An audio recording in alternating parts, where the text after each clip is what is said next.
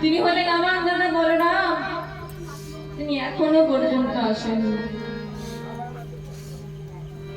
মহাপ্রভু আমার যেমনি দাদা বলে ডাকলেন, সেই দাদা ডাকটি ভর করে যে কোথায় পৌঁছালো, বলে আরো দেশনা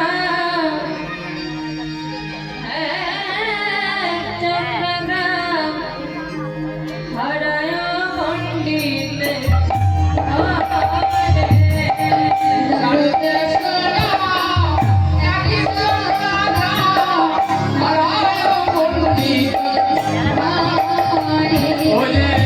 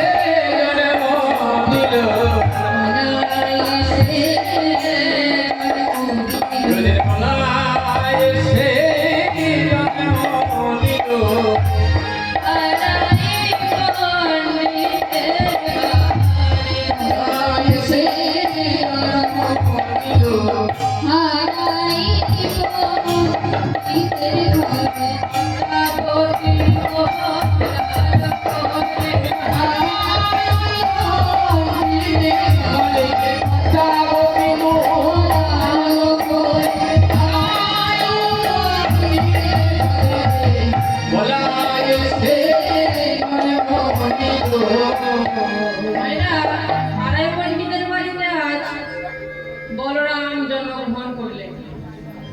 আড়াই পণ্ডিতের বাড়িতে আজ খুব আনন্দ হচ্ছে। আপনাদের আনন্দ হচ্ছে না? তাহলে কই দিতে আবার উলুক করে দিন তো। উলুধ্বনি উলুধ্বনি হরিধ্বনি উলুধ্বনি। হরায় পণ্ডিত অতি হরষিত হরায় পণ্ডিত অতি হরষিত হরায় পণ্ডিত অতি হরষিত হরায় পণ্ডিত অতি